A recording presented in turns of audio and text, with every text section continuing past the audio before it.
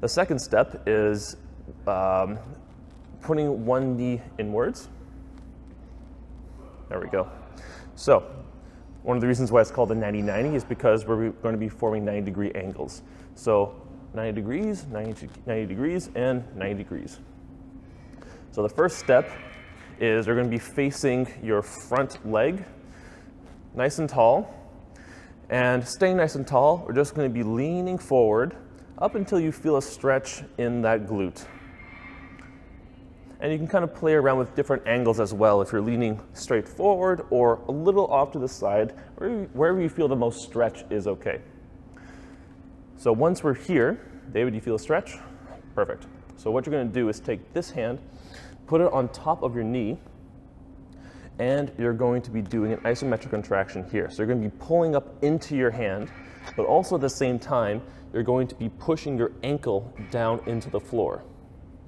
So imagine this motion is happening right now. And we're holding that for 30 seconds. And after 30 seconds are over, then we do the complete opposite.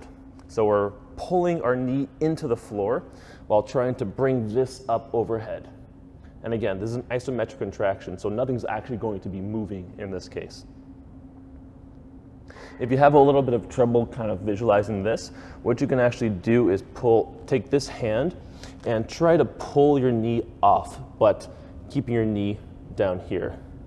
So keep your knee down, but try to pull it up. That'll help you work those muscles just a little bit more.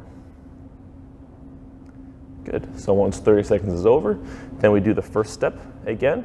So hand on top of the knee, pull up into the hand, and pushing the ankle down into the floor. Another 30 seconds, then the opposite way again. So pulling the knee down and bring this up. Good. So again, we're in this position for another 2 minutes. Now, keeping your legs in this position, sit up straight, but now turn your body so that you're facing your rear foot here. And if you want to lean back a little bit more, that's okay. So you can lean back this way. That's good. So,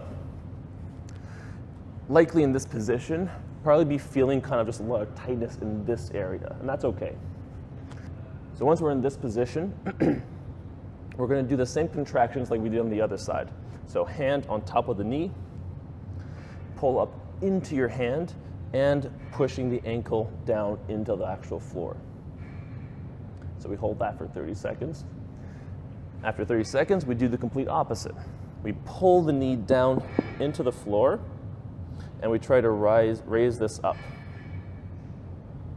Good. So again, all the muscle contraction you'll be feeling, all the muscle squeezing will be up in here in the hip. After 30 seconds, we do the first step again. So pull up into your hand, pulling this down into the floor. So we're kind of doing this motion and the opposite way. Good. So pulling down into the floor and pulling up into here. Good. And relax. So again, another 2 minutes in this position total.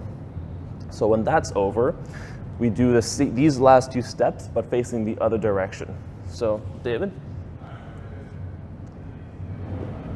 Perfect.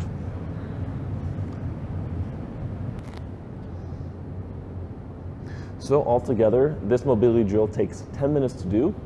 Ideally, it's best done at the end of a training session or at the end of practice. Or if you're not practicing that day, you can do this at the end of the day, for instance, or anytime during the day, but try to warm up a little bit beforehand. So doing a couple of body weight squats, a couple sets of body weight squats, just to get a little bit warm is a good idea prior to doing this particular drill.